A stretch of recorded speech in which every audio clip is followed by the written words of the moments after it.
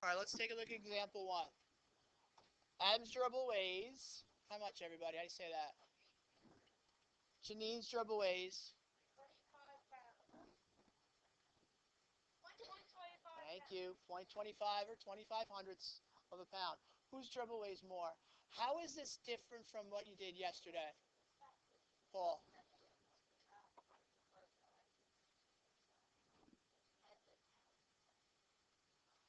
Um, yeah, but that's not necessarily different from what we did yesterday. Take a look at the actual rational numbers themselves. Jack. Yes, now we have to negotiate and deal with word problems or problems that have both fractions as rational numbers and decimals as rational numbers. Let's write it down. I wrote it as fractions and decimals in the same problem, or anything to the effect that we now have to deal with problems that have both fractions and decimals as rational numbers. What do you think we need to do in order to solve this? Or what do we have to do first? Brode. You could change the fraction into a decimal, or you could also change a decimal to a fraction. Yes. Okay. Okay. Either or is acceptable. What it comes down to is pick the easier way to do it. I'll show it to you both ways, and right away I think you'll get a sense that there's definitely the better way to do it. Let's change them to decimals first. Comes back down to how well you know your fraction families. 3/10 is what is a decimal. Make sure you don't forget the decimal. 0.30. Put it right above 3/10. By the way, I'm just completing what you guys have already said. You got to change one of them.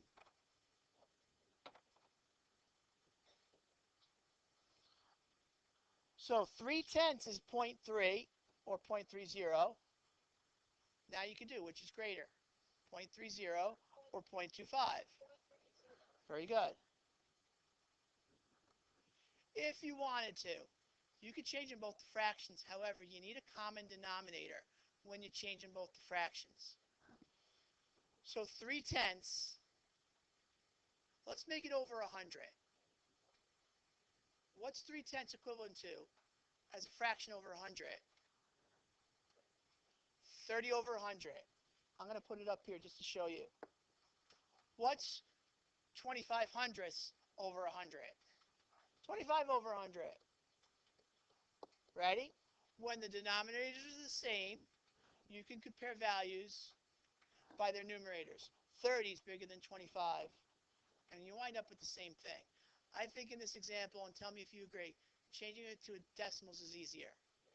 Okay? It won't always work as decimals, though. Sometimes fractions are easier. Yes?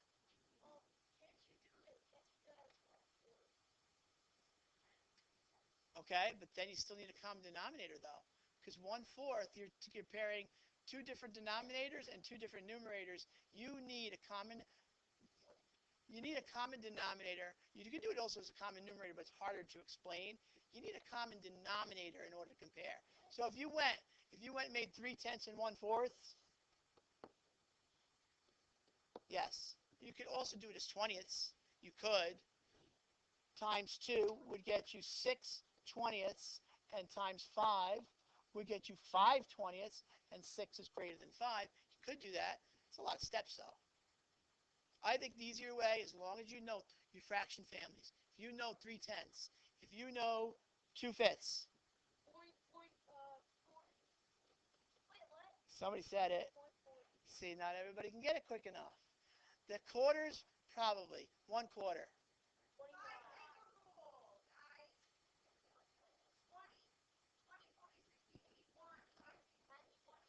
That's a good strategy for the fifths family. 5 fingers, 20, 40, 60, 80, whole. What about the quarters? 1/4. I always say 1/4. If you have 1/4 in your pocket, how much money you got? 0.25. 2/4. Okay, 3/4. Okay, fractions families. Okay, the fifths use the 5 finger rule. It's great. Okay, what you may have forgotten is the eighths. Only the advanced knew the eighths. But the eighths, eventually I would love for you to know the eighths. And I would want you to know the thirds and the ninths also, but it's okay. That can wait. All right, let's go to example 2. Mira drank 2/5 of a gallon of water. Rachel drank 1/2 and Stephanie drank 9/20. Who drank the most? Who drank the least? Okay, I'm going to show it to you both ways. This is an instance where maybe it might work. This may work to keep them obviously as fractions, but get a common denominator. So 2/5. This is LCM. 5, 2, and 20. The LCM is 20. Least common multiple. So change them into equivalent fractions over 20. What's my constant? 4 times 2 is 8. J. 2 to 20, what's my constant? 2 times what? No, 2 times what makes 20? 1 times 10. Christina, what's my constant? Yeah. All right, so now all the denominators are the same. Highest numerator is the most amount of water, which is who?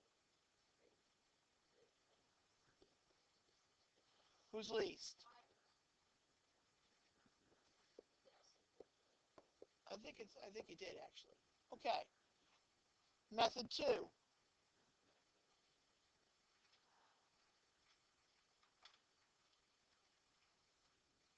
Method 2 is change them over to fractions over 100. You could do it that way too.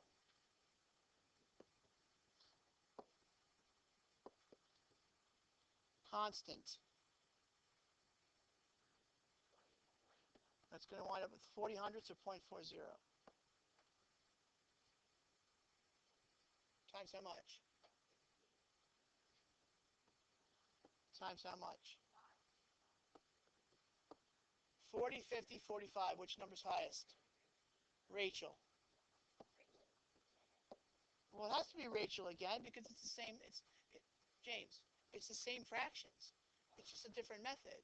It better be Rachel again.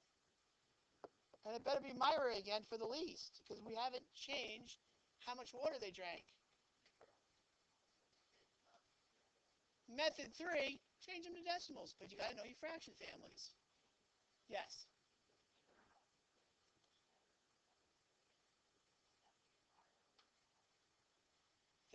There's other alternative thinking also. You know a half is 50%.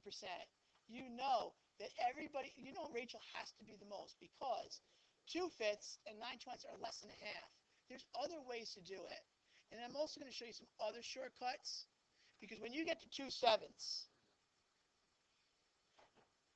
let's say one of them is 2/7, there's no option other than to get a decimal. You have to get a decimal equivalent for 2/7. Because 2/7, try to make it into something over 100. 7 doesn't go into 100 equally. But I'm going to show you how to cheat. Well, not cheat, but work smarter, not harder. Let's just say, for instance, this is not on your sheet. Right? Is there any blank space in your booklet anywhere? Back page, maybe? And find a blank space. What if I tell you to find which fraction's greater? 2/7 or 1/3? Now, neither one of those denominators will go evenly into 100. Okay? There's 2 ways I can do it. I can get a common denominator. What's my common denominator? I could do that. Make it as over 21 over 21. And, well, what's my constant? Times 3. So you're going to get 6 here, and you're going to get 7 here. Which is greater? 7. So now we definitely know that this is greater. I'm going to show you another way, but you can cheat. Let's say you have forgotten about common denominators. You just don't remember how to do it. But you know decimals really, really well. You know D into N real well. 2 into 7, or 7 into 2. D into N. 7 can't go into 20. 7 can't go into 2. It goes into 20 how many times? 2, right? Now watch. Ready? Here's my shortcut. Here's my little hint. I got this, right? And I know there's still more ways to go, right? I'm going to stop there. Why am I stopping? And I'm going to go to 1/3. And I'm going to do D into N this way. Why am I not finishing this?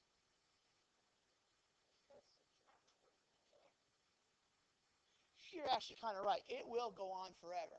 But more importantly, work smarter, not harder. Why is it smarter to just leave that the way it is, at least for now? Thoughts, Jack?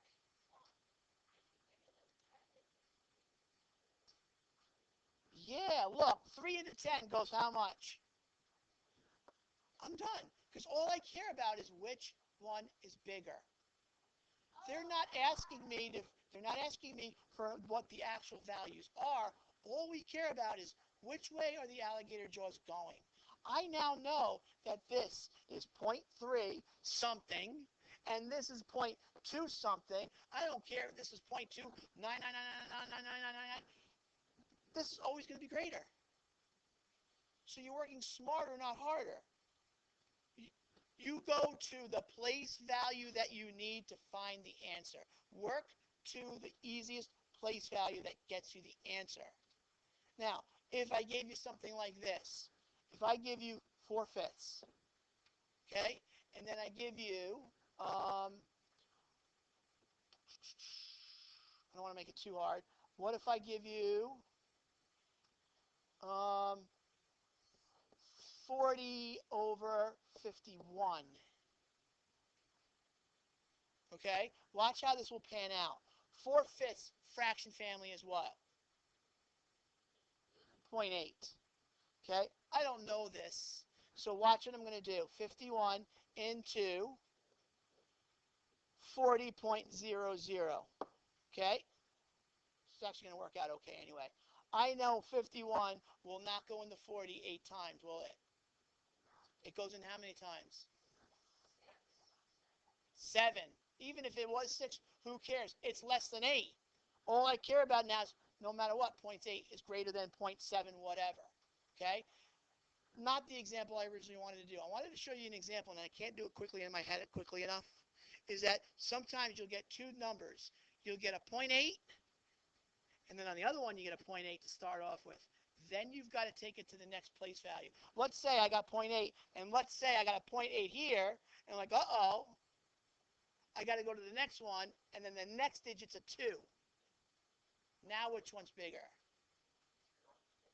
0.82. My point is, no pun intended, my point is that sometimes you'll get the first digit exactly the same. You know, here's an example. 1/3 and 3/10. You're going to get a 0.3 on both sides. But then the next one for 3/10 is a 0, and the next one for 1/3 is another 3. So sometimes you got to take it a little bit further until the two numbers are different. Does that make sense, or did I confuse you even more? Did you? I'll show you 3/10. D into N. 10 goes into 30 how many times? 1/3. 3 into 10. Uh-oh, I got 2.3s here. I still don't know which one's bigger. So now I've got to complete this at least one more other step.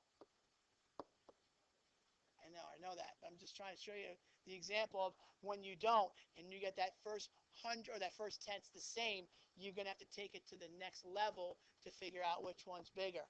Now you know it's 1/3. And if it's still confusing to you, we'll work in with you individually. Move on. All right, let's do this one together. How much time do we have? 5? I'd like to get through this page if we can before the weekend. Is this the next page, or did I skip something? All right, let's do this. This is actually important to do. This is one where you've got to do 2 steps before you can figure out which one's greater. I have a decimal, right? What type of fraction is this? So we have to do two things. First, I've got to do what?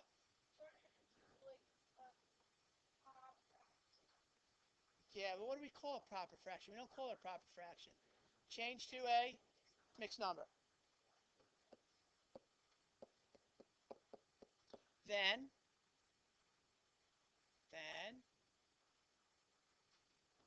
after it's a mixed number, then do what? Mixed number to decimal.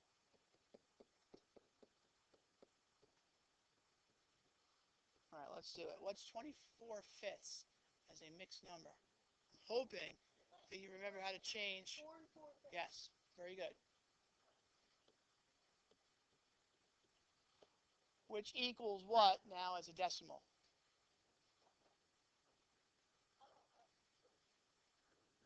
4.80. We now have exactly what we need to compare. We have this and this. Who's taller? Which number's larger? Which number's larger? What number's larger? 4.86. And that's who? Yes.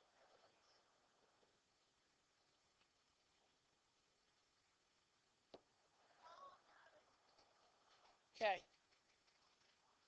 Exercises 1 to 3 are you. We have before we can leave. We want to check it though. All right.